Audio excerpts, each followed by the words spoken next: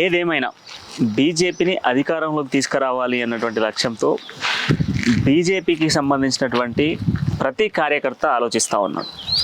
అయితే 2023 ఎండింగ్లో జరిగేటువంటి అసెంబ్లీ ఎన్నికల నేపథ్యంలో బీజేపీని రాష్ట్ర వ్యాప్తంగా కూడా బలోపేతం చేయాలి, ఖచ్చితంగా కూడా బీజేపీని అధికారంలోకి తీసుకురావాలని బీజేపీ ప్రయత్నాలు కొనసాగిస్తూ ఉంది. అంటే కింది స్థాయి లీడర్ల నుంచి మొదలు పెడితే ఢిల్లీ స్థాయి లీడర్ల వరకు కూడా బీజేపీని ఎట్లాంటి పరిస్థితుల్లోనైనా అధికారంలోకి తీసుకురావాలి అనేటువంటి కొన్ని ప్రయత్నాలు కొనసాగుతూ ఉన్నాయి. కొందరు నేతలు పార్టీ పదవుల కన్నా పార్టీని బలంగా ముందుకు తీసుకెళ్ళాలి అన్నటువంటి ఆలోచనతో, పార్టీని బలోపేతం చేయాలి అన్నటువంటి ఆలోచనతో నిత్యం అనిత్యం కూడా పార్టీ కండవ వేసుకొని ప్రజల్లోకి బీజేపీ చేస్తున్నటువంటి సంక్షేమ పథకాలు, ఇస్తున్నటువంటి పథకాల గురించి అనునిత్యం కూడా ప్రజలకు ఎక్స్ప్లెయిన్ చేస్తూ ఉన్నారు. అంతేకాకుండా బీజేపీని ఎట్టి పరిస్థితుల్లో కూడా అధికారంలోకి తీసుకురావాలి, బీజేపీ పేద బడుగు పలగిన వర్గాలకు ఏం చేస్తుంది, ఇటు మోదీ ప్రభుత్వం కేంద్రంలో ఉంది కానీ రాష్ట్రంలో అధికారంలో లేనప్పటికీ కూడా రాష్ట్రానికి ఎన్ని ఇచ్చింది అన్నటువంటి అంశాలను కూడా ప్రజల దృష్టికి తీసుకెళ్తున్నటువంటి నేతలు ఎందరో ఉన్నారు. అందులో భాగంగానే ఈరోజు మనతో పాటుగా దేవరకొండ వెంకటాచారి గారు, బీజేపీ నేత, గత కొంతకాలంగా కూడా బీజేపీని నమ్ముకొని బీజేపీ కోసం పోరాడుతూ ఉన్నారు. బీజేపీని అధికారంలోకి తీసుకురావాలి అన్నటువంటి ఎజెండాతో, లక్ష్యంతో కూడా ఆయన అనునిత్యం కూడా బీజేపీ కోసం ప్రయత్నిస్తూ ఉన్నారు. బీజేపీని తీసుకురావాలి, ఎట్టి పరిస్థితుల్లో కూడా బీజేపీని అధికారంలోకి తీసుకురావాలి అన్నటువంటి ఆలోచనతో ఉన్నటువంటి దేవరకొండ వెంకటాచారి గారు ప్రస్తుతం మనతో ఉన్నారు. వెంకటాచారి గారు నమస్తే. నమస్తే అండి. మీతో పాటు అమ్మా న్యూస్ వీక్షకులందరికీ కూడా సో మనం సరదాగా కొద్దిసేపు చిట్చాట్ చేద్దాము. అసలు వాస్తవానికి బీజేపీ పరిస్థితి ఎట్లా ఉంది? నిజంగా తెలంగాణ రాష్ట్రంలో బీజేపీ ఇప్పుడు రాబోతున్నటువంటి 2023 ఎన్నికల్లో అధికారంలోకి వచ్చేటువంటి పరిస్థితులు ఉన్నాయా? 2018 ఎన్నికలు జరిగినప్పటి నుంచి కంపేర్ చేస్తే ఇప్పటి వరకు మీరు బీజేపీ గ్రాఫ్ కనుక చూస్తే చాలా బలపడిందనే చెప్పాలి. 2018 సార్వత్రిక ఎన్నికల తర్వాత జరిగిన ఏవైతే ఎలక్షన్స్ ఉన్నాయో, జనరల్ ఎలక్షన్స్, వాటిలో 4 ఎంపీ స్థానాలను ఈరోజు భారతీయ జనతా పార్టీ కైవసం చేసుకోవడం జరిగింది. అంటే బలం అసెంబ్లీ ఎన్నికల నుంచి పార్లమెంట్ ఎలక్షన్స్కి వచ్చే వరకు భారతీయ జనతా పార్టీ దాదాపు 21 కాన్స్టిట్యున్సీల్లో, అంటే 4 ఎంపీ స్థానాలు ఏవైతే ఉన్నాయో వాటిని ఎమ్మెల్యే స్థానాల కింద లెక్క తీసుకున్నట్టయితే దాదాపు 21 ఎమ్మెల్యే స్థానాలను భారతీయ జనతా పార్టీ ఆ రోజు లీడ్ చేయడం జరిగింది. సో 2019 మేలో జరిగిన ఎన్నికల్లోనే మా పరిస్థితి అలా ఉంటే ఈరోజు ఖచ్చితంగా భారతీయ జనతా పార్టీ అధికారంలోకి రావడానికి ఎన్ని సీట్లు అయితే అవసరం అవుతాయో తెలంగాణలో ఖచ్చితంగా అన్ని సీట్ల మార్క్ని దాటుతుందనే ఆశాభావం మాకుంది. అదే రకంగా మా పనితీరు కూడా కొనసాగుతుందని ఈ సందర్భంగా మీకు తెలియజేస్తున్నాం.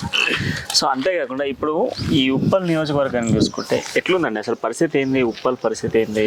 టీఆర్ఎస్ గత 2 టర్మ్స్ నుంచి కూడా టీఆర్ఎస్ ఇక్కడ ప్రాతినిధ్యం వహిస్తూ ఉంది. ఏమైనా డెవలప్మెంట్స్ జరిగినాయా?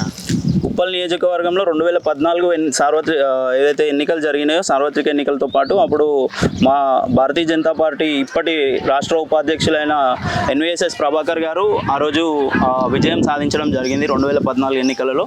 తదనంతరం జరిగిన ఎన్నికల్లో అందరూ కలిసికట్టుగా మహాగఠబంధన్గా ఏర్పడి ఆ రోజు కాంగ్రెస్ కానీ టీడీపీ కానీ మరికొన్ని పార్టీలు వారితో జతగూడి ఆ రోజు మా ఓట్ బ్యాంక్ని కొంత ఏదైతే తీసుకెళ్లడం జరిగిందో దానివల్ల పరాజయం పాలు కావడం జరిగింది. కానీ రాబోయే రోజులలో ఉప్పల్తో పాటు మేడ్చల్ నియోజకవర్గాన్ని కూడా ఖచ్చితంగా భారతీయ జనతా పార్టీ ఖాతాలో వేసుకునేందుకు మా కార్యాచరణ నడుస్తుంది. అలాగే మాకు పార్టీ పెద్దలు ఇచ్చే వర్క్ కూడా ఏదైతే సంస్థాగతంగా చేయాల్సిన వర్క్ ఉంటుందో దాన్ని మొత్తం అదే రకంగా రూపకల్పన చేస్తున్నారు. ప్రతిరోజు ప్రజల వద్దకు వెళ్ళి మేము చేస్తున్న పథకాల గురించి కానీ టీఆర్ఎస్ అలియాస్ బీఆర్ఎస్ చేస్తున్న ద్రోహాల గురించి కూడా ప్రజలకు వివరించడం జరుగుతుంది. ఆ ప్రణాళికతోనే మేము అధికారంలోకి వస్తామని స్ట్రాంగ్గా బిలీవ్ చేస్తున్నాము. అదే ప్రజలకు కూడా అర్థమవుతుంది. ఈరోజు ఇప్పుడు కేంద్రం ఇస్తూ ఉంది అని చెప్తా ఉన్నారు బీజేపీ పార్టీ, కానీ మన రాష్ట్ర పథకాలను కేంద్రం బోర్డు తొలగించుకుంటుంది అని చెప్తా ఉంది.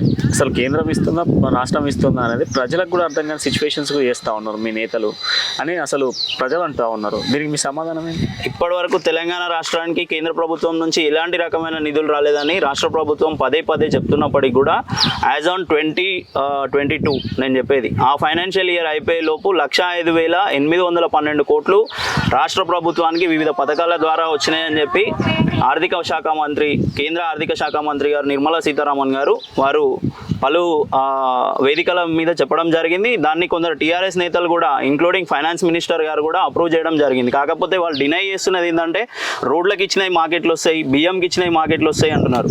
కేంద్ర ప్రభుత్వం అల్టిమేట్గా ఏం చూస్తుందంటే దేశ ప్రజలకు అందరికీ లబ్ధి చేకూర్చే పథకాలను చూస్తుంది తప్ప పర్టికులర్గా ఒక సెగ్మెంట్ కోసమే. ఇప్పుడు మీరు తీసుకున్నట్టయితే దళిత బంధు ఉంది. దళిత బంధు కేవలం ఓట్ల కోసం ఒక సెగ్మెంట్ని ఆయన తీసుకోవడానికి, ఆ సెగ్మెంట్కి సంబంధించిన ఓట్లు తీసుకోవడానికి ఈరోజు ప్రయత్నించి ఆ దళిత బంధు స్కీమ్ అని తెచ్చాడు. దాన్ని కూడా పూర్తిగా ఈరోజు అమలు చేయలేని పరిస్థితిలో ఈ రాష్ట్ర ప్రభుత్వం ఉంది. కానీ కేంద్ర ప్రభుత్వం ఎప్పుడూ అలా ఆలోచించదు.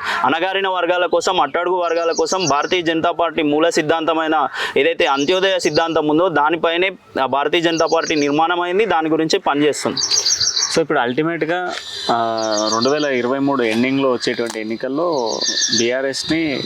బీఆర్ఎస్ను చెక్ పెట్టే విధంగా ప్రణాళిక ఉన్నదా బీజేపీ? ఖచ్చితంగా 2018 ఎన్నికల్లో మీరు చూస్తే 119 స్థానాలకు గాను 118 స్థానాల్లో బీజేపీ ఇండిపెండెంట్గా పోటీ చేసింది. ఒక స్థానాన్ని ఏదైతే మా మిత్రపక్షమైన ఆ రోజు జిట్టా బాలకృష్ణ గారి పార్టీ ఏదైతే ఉందో ఆ స్థానానికి కేటాయించడం జరిగింది. కానీ ఈరోజు వారు కూడా భారతీయ జనతా పార్టీలోనే ఉన్నారు. ఖచ్చితంగా ఈరోజు ప్రణాళిక మా సంస్థాగత వర్క్ ఎట్లా నడుస్తుందంటే పన్నా ప్రముఖ్ దగ్గర నుంచి తీసుకుంటే ప్రతి ఇంటికి ఒక కార్యకర్త వెళ్ళి మేము చేస్తున్న పథకాల గురించి కానీ రాష్ట్ర ప్రభుత్వం చేస్తున్న ద్రోహాల గురించి కానీ సవివరంగా ఓటర్లకు వివరించి వారికి రావాల్సింది ఏంది, అసలు రాష్ట్ర ప్రభుత్వం నుండి వారు కోల్పోతున్నది ఏంది అనేది ఈరోజు పర్టికులర్గా మా కార్యకర్తలందరూ వెళ్ళి ఈరోజు ఓటర్లకి చెప్పడం జరుగుతుంది. అది ఓటర్లు కూడా సానుకూలంగా స్పందిస్తున్నారు. దానికి నిదర్శనమే ఈరోజు 4 ఉప ఎన్నికలు జరిగితే అందులో 2 ఉప ఎన్నికలను భారతీయ జనతా పార్టీ ఏకదాటిగా కైవసం చేసుకుంది. అది మునుగోడు, హుజురాబాద్. సో బీజేపీ చెప్తా ఉంది మిషన్ 90 అని ఒక కార్యాచరణ తీసుకొచ్చి మిషన్ 90 ద్వారా బీజేపీని అధికారంలో తీసుకొస్తాం, 90 స్థానాల్లో బీజేపీ గెలుస్తుంది అని చెప్తాం. వాస్తవంగా గ్రౌండ్ లెవెల్లో బీజేపీకి అంత పట్టుందా? ఖచ్చితంగా ఉందండి. ఇప్పుడు మీరు దుబ్బాక ఎన్నికలు తీసుకున్నప్పుడు అదైతే మొత్తం గ్రామీణ వాతావరణం ఉండే ఒక ఏరియా. అలాగే హుజురాబాద్ తీసుకున్న అది గ్రామీణ వాతావరణమే. మునుగోడులో మేము ఓడిపోయామంటున్నారు కానీ ఖచ్చితంగా మేము అక్కడ గెలిచామనే మేము అనుకుంటున్నాం. ఎందుకంటే ఇక్కడ ఉన్న మంత్రులందరూ ప్లస్ 104 మంది ఎమ్మెల్యేలు, జెడ్పీ చైర్మన్లు, ఎంపీపీలు, ఎంపీటీసీలు మొత్తం బీఆర్ఎస్ నాయకులు ఎంతమంది ఉన్నారో వారందరినీ అక్కడ మోహరిస్తే తప్ప వాళ్ళు గెలిచింది 10,000 ఓట్లతో గెలవలేదు. అంటే గ్రామానికి 100 ఓట్ల చొప్పున వేసుకున్న 10,000 మెజారిటీ కంటే ఎక్కువ వస్తుంది. సో వీళ్ళందరూ కలిసి అక్కడ పోయి తెచ్చింది ఏంటంటే గ్రామానికి ఒక 100 ఓట్లను సంపాదించడం జరిగింది ఆ రోజు. ఈ 100 ఓట్లని రేపు రాబోయే రోజులలో మేము ఏదైతే సంస్థాగతంగా ప్లాన్ చేస్తున్నామో ఈ 100 ఓట్లని అధిగమించడం భారతీయ జనతా పార్టీకి పెద్ద కష్టం కాదు. అలాగే ఈరోజు బీఆర్ఎస్ పార్టీ అవలంబిస్తున్న ప్రజా వ్యతిరేక విధానాలు కావచ్చు. ఈరోజు మీరు చూసిరు నిన్న సెక్రటేరియట్ని ఎంత ఆడంబరంగా ఆయన ఓపెన్ చేసుకున్నాడు. అంత ఆడంబరం అవసరం లేదు, అది ప్రజాధనం. ఆయన ఏదో గొప్ప పని చేయలేదు. అక్కడ ఉన్న సెక్రటేరియట్ ఇంకో 50 సంవత్సరాల వరకు నడిచే సెక్రటేరియట్ను తీసేసి ఈరోజు ప్రజాధనం దుర్వినియోగం చేసే విధంగా కొత్త సెక్రటేరియట్ ఆయనకు వాస్తు సెట్ అవుతలేదని కట్టుకున్నాడు. ఇది ఎంతవరకు ఆమోదనీయం కాదు. ప్రజాధనాన్ని నీ సొంత అవసరాల కోసం దాన్ని దుర్వినియోగపరచడం అనేది ఇది ఎంతవరకు ఆమోదనీయం కాదు. దాన్ని ప్రజలందరూ కూడా వ్యతిరేకిస్తున్నారు. ఖచ్చితంగా రాబోయే రోజులలో ఆ రకంగానే బుద్ధి చెప్తారని మేము కూడా అనుకుంటున్నాం. మునుగోడు ఎన్నికల్లో బీజేపీ ఓడిపోయిందని మీరు చెప్తా ఉన్నాం. కానీ హుజురాబాద్ ఎన్నికల్లో కూడా అదే మంత్రులు, అదే ఎమ్మెల్యేలు, అదే ప్రజాప్రతినిధులు అందరూ కూడా హుజురాబాద్లో కూడా ఉన్నారు. సో దీనికి చేంజ్ ఏముంది? రాజగోపాల్ రెడ్డి 5,000 కోట్ల రూపాయల ఒప్పందంతోనే బీజేపీలో చేరాడు. బీజేపీలో అల్టిమేట్గా కూడా కాంట్రాక్ట్ కోసం వెళ్ళిండని చెప్పేసి వెళ్ళినటువంటి వాస్తవం ఆయన కూడా ఒప్పుకున్నాడు దానికి. అయితే ఎప్పుడైతే టీఆర్ఎస్ పార్టీ వర్కింగ్ ప్రెసిడెంట్ గారు ఉన్నారో ఆయన స్ట్రాటజికల్గా ఒక మూవ్ తీసుకోవడం జరిగింది. ఏదైతే దుబ్బాకలో రఘునందన్ రావు గారు అఫెన్సివ్ మోడ్లో ఉండి ఆయన ఆ రోజు ఏదైతే బీఆర్ఎస్ ప్రభుత్వం ఉందో అది ప్రజలకు అన్యాయం చేస్తుందని ఫస్ట్ నుంచి చెప్పగలిగారు. కానీ ఇక్కడ మునుగోడుకు వచ్చేసరికి ఏం జరిగిందంటే కేటీఆర్ గారు ఒక విషయంలో వారు సఫలీకృతం అవ్వడం జరిగింది. 18,000 కోట్ల కాంట్రాక్ట్ గురించి రాజగోపాల్ రెడ్డి గారు భారతీయ జనతా పార్టీలోకి వెళ్ళారని వారు ఆ రోజు ప్రజలకు ఎక్కడైతే హైదరాబాద్లో స్టార్ట్ చేసిన ప్రచారం అది మునుగోడులోని గ్రామాల్లోని మూలకు చేరే వరకు మంత్రులు, ఎమ్మెల్యేలు అదే ప్రచారాన్ని తీసుకెళ్లడం జరిగింది. అక్కడ భారతీయ జనతా పార్టీ కొంచెం ఫెయిల్ అయిందనే చెప్పాలి. ఎందుకంటే అక్కడ మునుగోడులో ఏదైతే ప్రజలకు వివరించే క్రమంలో ఆయన కాంట్రాక్ట్ల కోసం రాలేదు. కేవలం భారతీయ జనతా పార్టీ యొక్క సిద్ధాంతాలు నచ్చి భారతీయ జనతా పార్టీ ప్రజలకు చేస్తున్న ప్రజాకర్షక పథకాలు చూసి ఆయన పార్టీలోకి వచ్చారు. దాని గురించే మీరు ఓటేయండి అని చెప్పి ప్రజల్లోకి అది తీసుకెళ్లే లోపే ఏదైతే నిజం నిద్రలేచే లోపు అబద్ధం ఊరంతా చుట్టేసి వచ్చినట్టు కేటీఆర్ గారు చెప్పిన అబద్ధం ఒకటి ఏదైతే అందంగా ఆర్టిక్యులేట్ చేసి 18,000 కోట్ల కాంట్రాక్ట్ కాంట్రాక్ట్ కోసం ఆయన వచ్చారని చెప్పారో ఆ అబద్ధం మునుగోడు ప్రజలను చుట్టేసింది. ఆ అబద్ధమే గెలిచింది తప్ప భారతీయ జనతా పార్టీ నిస్వార్థంగా ప్రజలకు సేవ చేయాలన్న సంకల్పం అక్కడ ఓడిపోవడం జరిగింది. దాన్ని ప్రజలు గమనించారు. తదనంతరం ప్రజలకు కూడా తెలిసింది, అరే రాజగోపాల్ రెడ్డి గారు కాంట్రాక్ట్ల కోసం వెళ్ళలేదు, ఆయన అలాంటి మనిషి కాదు, ప్రజలకు సేవ చేసే మనిషి, ప్రజల ఆపదలో ఉన్నప్పుడు 5 నిమిషాల్లో అన్నాన్ని పిలిస్తే వచ్చి నిలబడే వ్యక్తి, అలాంటి వ్యక్తిని మనం ఓడగొట్టుకున్నామనే ఉద్దేశం ఈరోజు ప్రజల్లో కూడా కలిగింది. ఖచ్చితంగా రాబోయే రోజుల్లో మునుగోడుతో పాటు ఏదైతే ముఖ్యమంత్రి స్థానంలో కూర్చోవడానికి సీట్లు కావాలో అన్ని సీట్లను కూడా భారతీయ జనతా పార్టీ ఖచ్చితంగా నెగ్గుతుంది, అది సాధిస్తుందనే ఆశాభావం కూడా మా లోపల ఉంది. సచివాలయం ప్రారంభోత్సవ సందర్భంగా కేసీఆర్ ఒక మాట మాట్లాడారు, తెలంగాణ పునర్నిర్మాణం అని చెప్పేసి ఒక మాట మాట్లాడారు. సో దీన్ని ఎట్లా చూస్తూ ఉంది బీజేపీ? పునర్నిర్మాణం అయినటువంటి తెలంగాణను మరొకసారి కూడా పునర్నిర్మాణం అంటే సచివాలయ ప్రారంభోత్సవ సందర్భంగానే పునర్నిర్మాణం అయినటువంటి తెలంగాణ అని చెప్పేసి మాట్లాడండి. మీరు Baahubali cinema, I think if I'm not wrong second part అనుకుంటా, ఆ సినిమాలో ఒక డైలాగ్ ఉంటుంది, అనుష్క గారు చెప్తారు, పెద్ద పెద్ద భవనాలు పెద్ద పెద్ద విగ్రహాలు ఉన్నంత మాత్రాన ఈ రాజ్యానికి శోభనివ్వదు, మనసున్న మహారాజులు కూడా ఉండాలి, అప్పుడే ఈ రాజ్యానికి ఒక శోభ వస్తుందని చెప్తారు. ఈరోజు సెక్రటేరియట్ కట్టినంత మాత్రాన ఆ ప్రజలకు ఒరిగింది ఏం లేదు. ఆ సెక్రటేరియట్ కట్టే బదులు నువ్వు ఏదైతే ప్రామిస్ చేసినావో దళిత బంధు ఇస్తా అని, ఆ దళితులకి ఆ 10 లక్షలు ఇస్తా అన్న మాట నిలబెట్టుకుని ఉంటే ఈరోజు ప్రజల్లో కొంచెమైనా మీకు ఆ శాంక్టిటీ నిలబడేది. కానీ ఆ దిశగా మీ ప్రయత్నాలు సాగట్లేదు. ఎంతసేపు మీ రాజభవనాల కోసము, మీ వాస్తు సెట్టింగ్ల కోసము, యువరాజును ముఖ్యమంత్రిని చేసేందుకు ఏదైతే ప్రయత్నాలు జరుగుతున్నాయో దానికోసమే మీరు ప్రజాధనం అంతా దుర్వినియోగం చేస్తున్నారనే ఒక భావన ప్రజల్లో బలంగా ఉంది. అది ఖచ్చితంగా రేపు రాబోయే ఎన్నికల్లో అది రిఫ్లెక్షన్ ఇస్తుంది. ఏదైతే న్యూటన్ థర్డ్లా ఉంటుందో, బంతిని ఇంత గట్టిగా మనం గోడకేసి కొడితే మళ్ళీ రిటర్న్గా వచ్చి మన మొహానికి ఇంత గట్టిగా కొట్టుకుంటుందో, అది ఖచ్చితంగా కేసీఆర్ గారి విషయంలో ఈరోజు బీఆర్ఎస్ పార్టీ అనుసరిస్తున్న ఈ ఏవైతే ప్రజా వ్యతిరేక పనులు ఉన్నాయో వాటన్నిటిని అవి మళ్ళీ రిఫ్లెక్ట్ అవుతాయి. ఖచ్చితంగా రేపు రాబోయే ఎన్నికల్లో భారతీయ జనతా పార్టీకి అవే విజయం చేకూరుస్తాయి అని కూడా మేము భావిస్తున్నాం. సో ఇప్పుడు ఇంతవరకు బీజేపీ వర్షన్ బాగానే ఉంది, అధికార బీఆర్ఎస్ పార్టీ వర్షన్ బాగానే ఉంది. సో బట్ బీజేపీ తెలంగాణకి ఏమి ఇచ్చింది అని అంటే సమాధానం లేదు బీజేపీ దగ్గర అనేది బీఆర్ఎస్ వర్షన్. ఇలా మీరు తీసుకున్నట్టయితే కరోనా కష్టకాలంలో పేదలు ఎంత కష్టపడ్డారో చూస్తామండి. అప్పటి నుంచి ఇప్పటి వరకు దాదాపు 3 సంవత్సరాలు గడుస్తుంది. ఈరోజు పేదోడికి 4,000 నోట్లోకి వెళ్తున్నాయి అంటే దానికి కారణం నరేంద్ర మోదీ గారి ప్రభుత్వం. నెలకి 5 కిలోల బియ్యం ఉచితంగా ఇచ్చి ఈరోజు పేదోడు అన్నం తినేలాగా చేస్తున్న ప్రభుత్వం మాది. అలాగే మీరు అడుగుతున్నారు, ఈరోజు అంబేద్కర్ ఐడియాలజీ ప్రకారం నడుస్తున్న ప్రభుత్వం ఏదైనా ఉందంటే అది భారతీయ జనతా పార్టీ ప్రభుత్వం, కేంద్ర ప్రభుత్వం. దానికి రీజన్ కూడా నేను చెప్తాను. నరేంద్ర మోదీ గారు ప్రైమ్ మినిస్టర్ అయినప్పుడు 18,000 గ్రామాల్లో దాదాపు 18,000 గ్రామాలు ఉన్నాయి. అప్పటికి ఇంకా ఎలక్ట్రిఫికేషన్ లేదు అక్కడ. కానీ ఈరోజు ఆ 18,000 గ్రామాలన్నిటికీ ఎలక్ట్రిఫికేషన్ ఇచ్చారు. ఈరోజు ఆప్టికల్ ఫైబర్ మీరు తీసుకోండి, ప్రతి గ్రామ పంచాయతీ కూడా ఆప్టికల్ ఫైబర్ అంటే ఇంటర్నెట్తో అనుసంధానం చేసి అక్కడ ఏవైతే కేంద్ర ప్రభుత్వ పథకాలు కానీ రాష్ట్ర ప్రభుత్వ పథకాలు కానీ మీరు అక్కడికి వెళ్ళిన వెంటనే మీకు మీరు వెళ్ళిన పని అయిపోయేలాగా ఈరోజు తీర్చిదిద్దిన ఘనత నరేంద్ర మోదీ గారి ప్రభుత్వం. ఈరోజు గ్రామ పంచాయతీల్లో మీరు చూస్తున్నారు, చేసిన కాంట్రాక్ట్లకు డబ్బులు రాక సర్పంచులు సూసైడ్ చేసుకున్న సంఘటనలు మీరు చూస్తున్నారు. కానీ 15th ఫైనాన్స్ కమిషన్ ద్వారా డైరెక్ట్ గ్రామ పంచాయతీ అకౌంట్లోనే నిధులు సమకూర్చి ఈరోజు గ్రామ పంచాయతీలకు కొంచెమన్నా ఫేవర్ చేస్తున్నదంటే అది కేవలం నరేంద్ర మోదీ గారి ప్రభుత్వం. ఈరోజు రహదారుల వేగవంతమైన అభివృద్ధి మీరు చూస్తున్నారు. ఈరోజు ఎన్ని ఫ్లైఓవర్లు వేసినాం, ఎన్ని అండర్ పాస్లు వేసినామని ఈరోజు కేటీఆర్ గారు సగర్వంగా చెప్తున్నారు కదా. ఆ అండర్ పాస్లు ఎవరి డబ్బులతో నిర్మించారు అనేది కూడా ఒకసారి వేదికల మీద చెప్తే బాగుంటుంది. ఎప్పుడైనా ఒక ప్రాజెక్ట్ వచ్చినప్పుడు ల్యాండ్ అక్విజిషన్ కాస్ట్ అనేది రాష్ట్ర ప్రభుత్వం తీసుకుంటుంది. ల్యాండ్ అక్విజిషన్ కాస్ట్ తర్వాత అక్కడ ఫ్లైఓవర్ కన్స్ట్రక్షన్ కాస్ట్ అనేది కేంద్ర ప్రభుత్వం తీసుకుంటుంది. కానీ ఇక్కడ ప్రజలను ఏ రకంగా మభ్యపెడుతున్నారంటే అబద్ధాలలో ముంచెత్తే విధంగా ఈరోజు రాష్ట్ర ప్రభుత్వమే మొత్తం ల్యాండ్ అక్విజిషన్ చేస్తుంది, ఫ్లైఓవర్ల నిర్మాణం చేస్తుంది అనే రకంగా ఈరోజు ప్రజలకు ఒక అబద్ధాన్ని చిత్రీకరించి ఈరోజు వాటి ద్వారా లబ్ధి పొందాలని చూస్తున్నారు. ఖచ్చితంగా రాబోయే రోజులలో ఇవన్నీ ప్రజలకు తెలియజేస్తాం. ప్రతి ఫ్లైఓవర్ నిర్మాణంలో కూడా ఈరోజు కేంద్ర ప్రభుత్వం పాత్ర ఉంది. అలాగే ఆడపిల్లలు గౌరవంగా బతకాలి, పొద్దున్న లేస్తే ఇజ్జత్ పోవద్దు అనే ఉద్దేశంతో ఈరోజు ప్రతి ఇంటి ముంగట గ్రామాల్లో ప్రతి ఇంటి ముంగట ఒక బాత్రూమ్ వెలిసిందంటే దాని ఐడియా నరేంద్ర మోదీ గారిది. అట్టడుగు వర్గాల యొక్క గౌరవ ప్రతిష్టలకు భంగం కలగొద్దనే అంబేద్కర్ ఐడియాలజీని ఈరోజు క్యారీ చేసింది నరేంద్ర మోదీ గారి ప్రభుత్వం. అట్లాగే మీరు 2014 సంవత్సరంలో మీరు తీసుకుంటే నరేంద్ర మోదీ గారు ప్రైమ్ మినిస్టర్ అయినాక జన్ధన్ ఖాతాలను తీసుకొచ్చారు. జన్ధన్ ఖాతాలు తీసుకొచ్చినప్పుడు అందరు ఏమన్నారు, బ్యాంకులను లూటీ చేస్తున్నారు నరేంద్ర మోదీ అన్నారు. కానీ ఆ జన్ధన్ ఖాతాలను తీసుకురావడం వెనుక ఒక బలమైన కారణం ఉంది.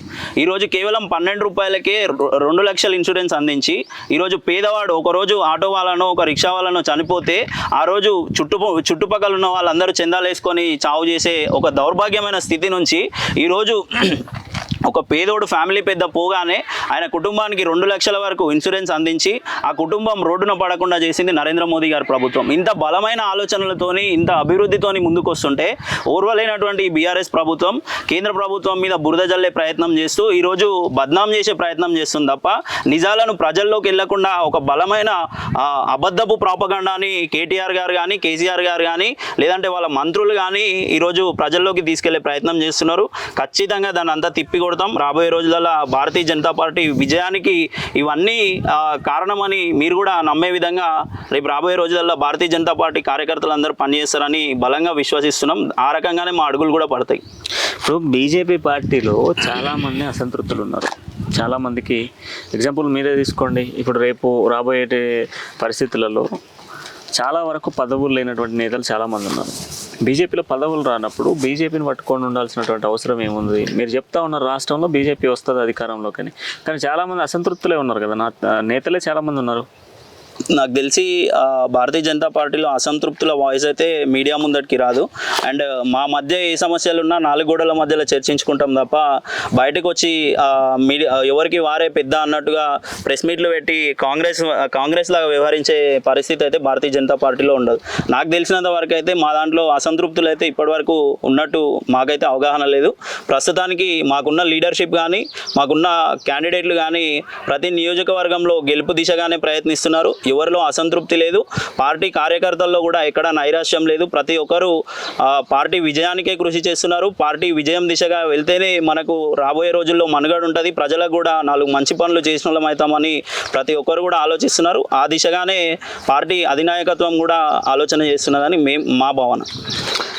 22 సంవత్సరాల్లో టీఆర్ఎస్ అనేది ఒక ప్రాంతీయ పార్టీగా తెలంగాణలో ఇన్బిల్ట్గా తెలంగాణ అనేటువంటి ట్యాగ్ వేసుకున్న అట్లాంటి పార్టీ ఇప్పుడు భారతీయ జనతా ఇప్పుడు అంటే భారత రాష్ట్ర సమితి అయింది. అంటే ఒక నేషనల్ పార్టీగా రికగ్నైజ్ పొందాలి, భారతదేశంలో మొత్తం నిలబడాలి, భారతదేశంలో నెగ్గాలి, మోడీ ప్రభుత్వాన్ని దించాలి అన్నటువంటి దాంతో రైతులకు అండగా నిలబడుతూ రైతాంగానికి పెద్ద పీఠం వేస్తూ ఉండాలి అనేటువంటి బీఆర్ఎస్ కాన్సెప్ట్. సో ఇప్పుడు టీఆర్ఎస్ ప్లేస్లో బీఆర్ఎస్ వచ్చింది. సో ఈ టీఆర్ఎస్ అనే ట్యాగ్తో ఉన్నటువంటి ప్రాంతీయ భావం ఇదంతా పోయింది అనుకోవచ్చు. ఖచ్చితంగా ఈరోజు తెలంగాణతో తెగదెంపులు చేసుకొని భారతదేశంలో ఏదో సాధించాలనే ఉద్దేశంతో ఈరోజు కేసీఆర్ గారు భారత రాష్ట్ర సమితి అనే ఒక పార్టీని మొదలుపెట్టారు. కానీ దానికి ఆదిలోనే ఏదైతే ఎండింగ్ కార్డ్ అనేది ఉందో అది పడిపోయినట్టే భావిస్తున్నాం. ఎందుకంటే ఈయన ఏదైతే నితీష్ కుమార్ గారితో అలాగే హేమంత్ సోరెన్ గారితో ఇలా వివిధ రకాల ముఖ్యమంత్రులతో ఈయన ప్రయత్నాలు జరిపినప్పటికీ వారి నుంచి ఎలాంటి స్పందన లేకుండా వారు కూడా వారి సొంత ప్రయత్నాలు చేస్తూ ఈరోజు వారు కూడా ప్రధానమంత్రులు కావాలనే ఒక ఉద్దేశంతో వారు ప్రయత్నం చేస్తున్నారు. కానీ కేసీఆర్ గారు అవలంబిస్తున్న తీరు కానీ వారు కేంద్ర మంత్రిగా ఉన్నప్పుడు వ్యవహరించిన తీరు కానీ ఈరోజు జాతీయ నేతలకు నచ్చట్లేదు. దానికి అనుగుణంగానే ఈరోజు కేసీఆర్ గారి వెంట ఎవరు రావట్లేదు అనేది అదొక సత్యం. అలాగే మీరు రైతుల గురించి అడిగారు. రైతుల గురించి తెలంగాణ రాష్ట్రంలో ఉన్న రైతులే ఈరోజు మీరు ఎన్ఆర్సీబీ నేషనల్ క్రైమ్ రికార్డ్ బ్యూరో ప్రకారం తీసుకుంటే తెలంగాణ రైతు ఆత్మహత్యల్లో టాప్ 5 ప్లేస్లో ఉందండి. ఈరోజు ఇక్కడున్న రైతులను బతికించలేని ఈ ముఖ్యమంత్రి పోయి ఈరోజు పంజాబ్లో ఉన్న రైతులకి 10 లక్షల చెక్కులు ఇచ్చి వచ్చిండు. ఆ చెక్కులు కూడా బౌన్స్ అయినాయి అని చెప్పి అక్కడ రైతులు ముత్తుకోవడం జరిగింది మొన్ననే.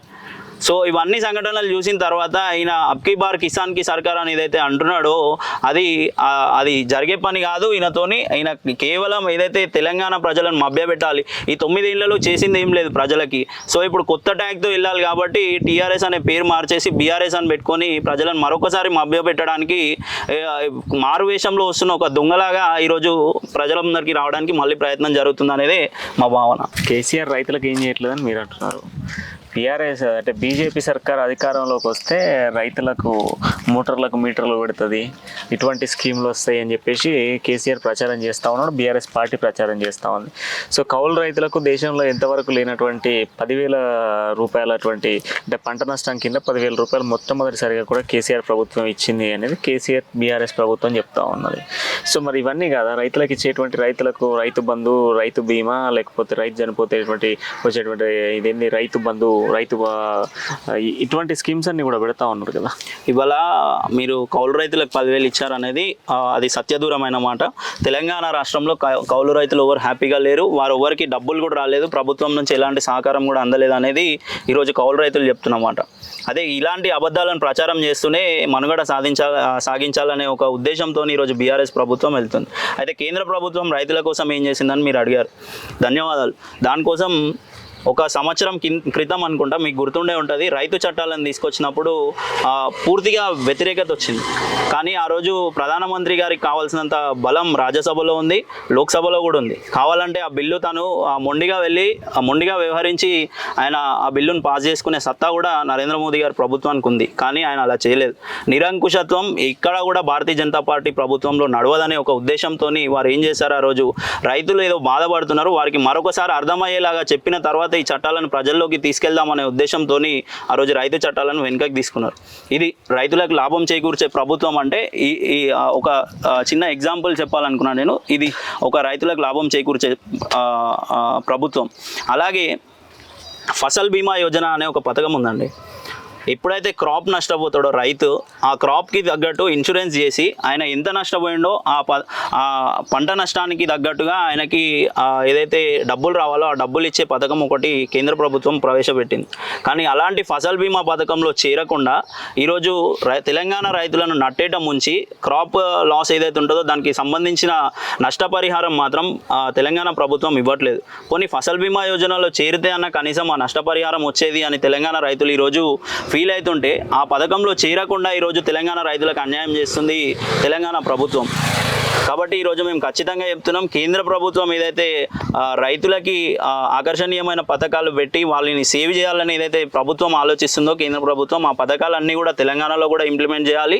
ఆ పథకాలు ఒకవేళ వీళ్ళు ఇంప్లిమెంట్ చేయకపోయినా రేపు రాబోయే భారతీయ జనతా పార్టీ ప్రభుత్వం మాత్రం ఖచ్చితంగా రైతు ప్రభుత్వంగానే ఏర్పడుతుంది. ఖచ్చితంగా తెలంగాణ రైతులకు కూడా న్యాయం జరుగుతుంది అనే ఒక ఆశాభావం మాత్రం మాకుంది. అంటే ఇప్పుడు ఇవన్నీ మీరు చెప్తా ఉన్నారు, కేంద్ర ప్రభుత్వం ఇస్తూ ఉంది, అవి ఇస్తూ ఉంది అని.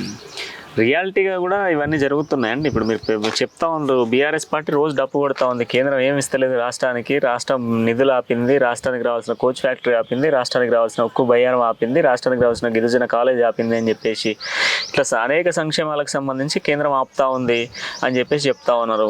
మీకు ఇక్కడ ఉక్కు కర్మాగారం గురించి స్థాపన గురించి ఏదైతే 2014 ఏపీ రీఆర్గనైజేషన్ యాక్ట్లో పెట్టారో దాని గురించి ఆ రోజు కాంగ్రెస్ ప్రభుత్వం ఏం రాసిందంటే, ఫీజిబిలిటీ చెక్ చేసి అక్కడ బయ్యారంలో ఫ్యాక్టరీ ఏర్పాటు చేయాలనేది పెట్టింది. అంటే ఆ రోజు ఆ చట్టం రాసిన పెద్దలకు కూడా తెలుసు అక్కడ ఫీజిబిలిటీ లేదు. ఒకవేళ ఉంటే నేను అనేది ఏంటంటే, అక్కడ ఒకవేళ ఫీజిబిలిటీ కనుక ఉండుంటే ఖచ్చితంగా అక్కడ ఫ్యాక్టరీ ఏర్పాటు చేస్తామని ఆ రోజే చట్టంలో పెట్టేవాళ్ళు. కానీ ఆ రోజు చట్టంలో ఆ రోజు మనకు కూడా తొందర ఏముండే, తెలంగాణ రాష్ట్రం ఏర్పాటైన తర్వాత మనం ఎలాగో డెవలప్ అవుతాం అనే ఉద్దేశంతో ఆ రోజు భారతీయ జనతా పార్టీ కూడా ఆ బిల్లుకు మద్దతు తెలపడం జరిగింది. కానీ వాళ్ళు పెట్టింది ఏంది, ఫీజిబిలిటీ చెక్ చేసి పెడతామని చెప్పారు. తదనంతరం ఒక కమిటీ వేశారు, బయ్యారంలో ఉక్కు ఫ్యాక్టరీ పెట్టొచ్చా లేదా, అక్కడ అసలు ఉక్కు ఉందా లేదా, నాణ్యమైన ఉక్కు లభిస్తుందా లేదా. ఆ కమిటీ ఇచ్చిన రిపోర్ట్ ఏంది, అక్కడ నాణ్యమైన ఉక్కు లభించడం లేదు, అక్కడ నుంచి మనం ఉక్కు ఫ్యాక్టరీ పెడితే ప్రభుత్వం మీద భారం పడుతుంది, కాబట్టి అక్కడ ఉక్కు ఫ్యాక్టరీ పెట్టకపోవడమే బెటర్ అనేది ఒక కమిటీ, వీళ్ళు ఏదైతే కమిటీ చేశారో ఆ కమిటీ ఇచ్చిన రిపోర్ట్. దానికి అనుగుణంగానే కేంద్ర ప్రభుత్వం ఈరోజు ఉక్కు ఫ్యాక్టరీ ఏర్పాటు చేయలేదు తప్ప దాంట్లో వివక్ష చూపాలన్న ఉద్దేశం ఏం లేదు. కేంద్ర ప్రభుత్వ రంగ సంస్థలు ఎప్పుడైనా ఇక్కడికి రావాలంటే కనీసం వాటిని అవి ప్రభుత్వం మీద భారం పడకుండా వాటికి వచ్చే ఇన్కమ్ ద్వారా అవి నడిచేటట్టు అని ఉండాలి కనీసం. కాబట్టి అలాంటి ఫీజిబిలిటీ ఇక్కడ లేదు కాబట్టి అక్కడ ఏర్పాటు చేయమన్నారు అంతే తప్ప, లేకపోతే అక్కడ ఏదో తెలంగాణ పైన వివక్ష చూపించాలనే ఉద్దేశం మాత్రం లేదు. అలాగే మీరు అన్నారు ఫండ్స్ ఇస్తలేరని, నేను ఇంతకుముందు ఇంటర్వ్యూ మొదట్లోనే చెప్పాను 1,05,812 కోట్లు ఇచ్చినట్టు ఇప్పటి వరకు యాజ్ ఆన్ 2022కి ఇచ్చినట్టు ఇక్కడ ఉన్న ఫైనాన్స్ మినిస్టర్ గారు కూడా అంగీకరించడం జరిగింది. కాకపోతే వాళ్ళు క్లెయిమ్ చేస్తున్నది ఏంటంటే వేరే వేరే పథకాల ద్వారా ఇచ్చిన ఫండ్స్ కావు, మాకు డైరెక్ట్ బెనిఫిట్ ట్రాన్స్ఫర్ కావాలనేది ఒకటి వాళ్ళు పదే పదే ప్రశ్నిస్తున్నారు. కానీ డైరెక్ట్ బెనిఫిట్ ట్రాన్స్ఫర్ చేసినప్పుడు ఏం చేస్తున్నారు, ఈ పథకాలన్నింటినీ తీసుకెళ్ళి కాళేశ్వరంకో లేకపోతే వీళ్ళ సెక్రటేరియట్కో అన్నీ మళ్ళీ ఒకసారి వాటి బడ్జెట్ని అమాంతం పెంచేసి వాటిలో ఏవైతే స్కామ్లు చేస్తున్నారో వాటి వైపు మళ్ళిస్తున్నారు తప్ప ప్రజలకు లబ్ధి చేకూర్చే విధంగా వీళ్ళు చేయట్లేదనే ఉద్దేశం ఏంది. భారతీయ జనతా పార్టీకి ఫండ్స్ ఇవ్వద్దనే ఉద్దేశం మాత్రం ఎక్కడా లేదు. ఇప్పటి వరకు అన్ని రాష్ట్రాలతో సమానంగానే, ఇంకా చెప్పాలంటే చాలా రాష్ట్రాల కంటే ఎక్కువే ఫండ్స్ తెలంగాణకి ఇవ్వడం జరిగింది. ఇప్పుడు యాజ్ పర్ మనం చూసుకుంటే మీ ఏరియా పరిస్థితి వద్దాం. మీ ఏరియాలో ఈ 9 ఏళ్లలో డెవలప్ జరిగిందా? వాస్తవానికి రాష్ట్ర ప్రభుత్వం చెప్తా ఉంది ప్రతి ఏరియాను మేము డెవలప్ చేస్తూ ఉన్నాం. నిజంగా మీ ఏరియాలో డెవలప్మెంట్ ఉందా? ప్రజలకు సమస్యలు లేకుండానే ఉన్నాయా? ఇప్పుడు మీరు తెలంగాణ రాష్ట్రం ఓవరాల్గా తీసుకుంటే ప్రతి మున్సిపాలిటీ కానీ ప్రతి గ్రామ పంచాయతీ కానీ లైబ్రరీ సెస్ అనేది ఒక ఇంటి పన్నుతో సహా 8% లైబ్రరీ సెస్ అనేది ఒకటి తీసుకోవడం జరుగుతుంది. ఆ 8% లైబ్రరీ సెస్ కోసం వాళ్ళు ఏం చేయాలంటే ఎక్కడైతే లైబ్రరీలు లేవో అక్కడ లైబ్రరీలు నిర్మించాలి. గ్రామ పంచాయతీల పరిధిలో కానీ మున్సిపాలిటీల పరిధిలో కానీ, లేదు లైబ్రరీలు ఉన్న వాటి చోట వాటిని నిర్వహించే ఆ ఖర్చు ఏదైతే ఉంటుందో ఆ 8% ఫండ్స్ తీసుకొని వాటికి వెచ్చించాల్సి ఉంటుంది. కానీ ఈరోజు జరుగుతున్నది ఏంది, తెలంగాణ ప్రభుత్వంలో దాదాపు నేను ఆర్టీఐ ద్వారా సమాచారం సేకరించినప్పుడు 90% of the municipalities and gram panchayats, it doesn't have any library, but they are collecting library tax 8% on house property tax. So ఇంటి పన్ను మీద 8% ట్యాక్స్ తీసుకొని ఆ నిధులను కూడా గ్రంథాలయ సంస్థకు చెల్లించాల్సిన నిధులను కూడా ఈరోజు కాళేశ్వరం సైడో లేకపోతే ఆసరా పెన్షన్ల సైడో ఇంకొక సైడో మళ్ళిస్తున్నారు. ఎందుకంటే ఈరోజు ప్రభుత్వ ఉద్యోగులకు జీతాలు ఇవ్వలేని పరిస్థితిలో ఈరోజు తెలంగాణ రాష్ట్ర ప్రభుత్వం ఉన్నది. మొదటి వారంలో రావాల్సిన ఏవైతే జీతాలు ఉంటాయో అవి చివరి వారం వరకు కూడా చెల్లిస్తున్నారు. పోలీస్ మిత్రులకు కావచ్చు, టీచర్లకు కావచ్చు, లేకపోతే గవర్నమెంట్ ఆర్గనైజేషన్స్కి, నాన్ గవర్నమెంట్ ఆర్గనైజేషన్స్కి వీళ్ళు ఇవ్వాల్సిన శాలరీస్ ఒకసారి మీరు వెళ్ళి వారి దగ్గర మైక్ పెడితే వారు చెప్పకపోవచ్చు. ఎందుకంటే వారి ఉద్యోగం పోతుందనే ఒక భయం వారిలో ఉండొచ్చు. కానీ మీరు ఒకసారి ఎంక్వైరీ చేసి చూడండి, ఏ ఒక్క ప్రభుత్వ ఉద్యోగికి కూడా టైం ప్రకారం జీతాలు రావట్లేదు. వాళ్ళు ఈఎంఐలు పెట్టుకుంటే ఇంటి ఈఎంఐలో లేకపోతే ఏదైనా ప్రాపర్టీ కొన్న ఈఎంఐలో పెట్టుకుంటే ఆ చెక్లన్నీ బౌన్స్ అవుతున్నాయి అనే వాళ్ళు రోధిస్తున్న ఘటనలు ఈరోజు తెలంగాణలో మనకి దర్శనం ఇస్తున్నాయి. ఇలాంటి పరిస్థితుల్లో ఈ గవర్నమెంట్ని నడిపిస్తున్న తెలంగాణ రాష్ట్ర ప్రభుత్వం ఇప్పటికే దాదాపు 5 లక్షల కోట్లు అప్పు చేయడం జరిగింది. తెలంగాణ స్టార్ట్ అయినప్పుడు సర్ప్లస్ బడ్జెట్తో ఉన్న మన రాష్ట్రం ఈరోజు 5 లక్షల కోట్లు అంటే ఇప్పుడు పుట్టబోయే బిడ్డ పైన కూడా దాదాపు 1,50,000 రూపాయల అప్పు పెట్టి ఈరోజు తెలంగాణ ప్రభుత్వం ప్రజలను హింసిస్తున్నది. ఈ హింసనంతా భారతీయ జనతా పార్టీ కూడా ప్రతి వేదిక పైన ప్రశ్నిస్తున్నది. అందుకే భారతీయ జనతా పార్టీ అధ్యక్షులు ప్రజా సంగ్రామ యాత్ర వేదికగా ప్రతిరోజు చెప్తున్నారు, మా విధానమే ఉచిత విద్య, ఉచిత వైద్యం అని. ఎప్పుడైతే 2014లో కేసీఆర్ గారు మొట్టమొదటిసారి సీఎం అయ్యారో ఉస్మానియా ఆసుపత్రికి వెళ్ళి సందర్శించారు. మీరు చూశారు. దీన్ని 6 నెలల్లోనే మొత్తం భవనం అంతా కూలగొట్టి దీన్ని మళ్ళీ అత్యాధునిక హంగులతో నిర్మిస్తామని చెప్పి ఆ రోజు వారు చెప్పడం జరిగింది. ఆయన ఇంటిని నిర్మించుకున్నాడు, సీఎం క్యాంప్ ఆఫీస్ని. అంటే అది ప్రభుత్వానికి ఎవరైతే సీఎం అవుతారో వాళ్ళే ఉంటారు కానీ కాకపోతే అక్కడ అది అవసరం లేకపోయినా, అంటే సీఎం క్యాంప్ ఆఫీస్ అన్ని హంగులతో కొత్తగా ఉన్నప్పటికీ కూడా దాన్ని కూల్ చేసి ఈరోజు ఆయన ఏం చెప్పదలుచుకున్నాడు అంటే అది వాస్తు ప్రకారం లేదు కాబట్టి దాన్ని నిర్మించారు. అలాగే సెక్రటేరియట్ని కూడా కూలదోసి మళ్ళీ నిన్న కొత్త సెక్రటేరియట్ని నిర్మించడం జరిగింది. కానీ ఆయన పేదలకు ఉపయోగపడే గాంధీ హాస్పిటల్ కానీ లేకపోతే ఉస్మానియా హాస్పిటల్ కానీ ఇవి మాత్రం నిర్మించాలన్న సోయి ఈ ప్రభుత్వానికి లేదు. కాబట్టి ఇవన్నీ ఖచ్చితంగా ప్రజల్లోకి తీసుకెళ్తాం. ఇవన్నీ ప్రజలకు చెప్పిన తర్వాతే భారతీయ జనతా పార్టీగా మేము కూడా అధికారంలోకి రావడానికి ప్రయత్నిస్తున్నాం.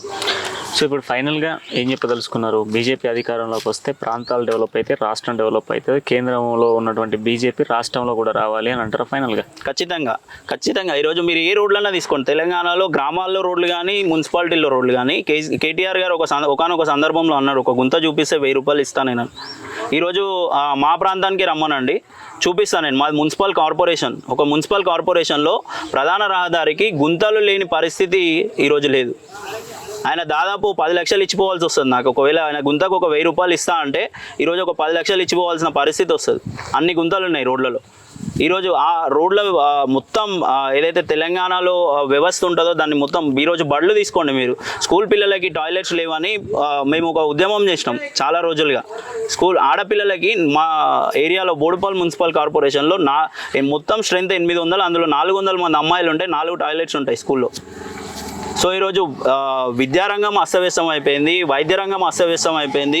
ప్రజా పరిపాలన ఏదైతే సాగాలో గ్రామాల్లో కానీ లేకపోతే మున్సిపాలిటీలో కానీ ఆ పరిపాలన ఏదైతే రామరాజ్యంగా సాగాల్సిన పరిపాలన ఉందో దాన్ని సాగనివ్వకుండా, ఈరోజు ఫండ్స్ ఇవ్వకుండా, గ్రామాలకు ఫండ్స్ ఇవ్వకుండా సర్పంచ్ల ఆత్మహత్యలకు కారణమవుతున్నారు. ఇవన్నీ సంఘటనలు జరిగిన తర్వాత ఈరోజు సర్పంచ్లు కూడా ఎవరు హ్యాపీగా లేరు తెలంగాణ రాష్ట్ర ప్రభుత్వం. ప్రతి ఒక్కరూ ఎప్పుడు సందర్భం వస్తుందా, ఎప్పుడు కేసీఆర్ గారిని గద్దెదించుదామా అనే ఉద్దేశంతోనే ఈరోజు ప్రయత్నాలు జరుగుతున్నాయి. దానికి అనుగుణంగానే భారతీయ జనతా పార్టీ కూడా ప్రజల్లోకి ప్రజాకర్షక పథకాలు తీసుకెళ్లి ప్రజలకు మేలు చేసే విధంగానే ప్రయత్నం చేస్తుంది కనుక భారతీయ జనతా పార్టీకి ఆదరణ లభిస్తుంది. నాయకులు కూడా ఈరోజు భారతీయ జనతా పార్టీలో చేరడానికి సిద్ధంగా ఉన్నారు. రైట్, థ్యాంక్ యూ వెంకటాచారి గారు. సో మొత్తంగా ఇది రాబోయే రోజుల్లో బీజేపీని అధికారంలోకి తీసుకురావడమే లక్ష్యంగా, దాంతోపాటుగా కేంద్రం అమలు చేస్తున్నటువంటి ఎన్నో సంక్షేమ పథకాలని ప్రజల దృష్టికి తీసుకెళ్లడంతో పాటుగా ఇప్పుడున్నటువంటి తెలంగాణ స్థితిగతులన్నింటినీ కూడా ప్రజలకు అర్థమయ్యే విధంగా చెప్పడమే మా లక్ష్యం అంటూ కూడా వెంకటాచారి గారు చెప్తా ఉన్నారు. సో ఇది వెంకటాచారి గారితో ముఖాముఖితో మళ్ళీ కలుద్దాం. అంటే నేను చూస్తూ ఉండండి అమ్మా న్యూస్, నిజం కోసం జనం కోసం.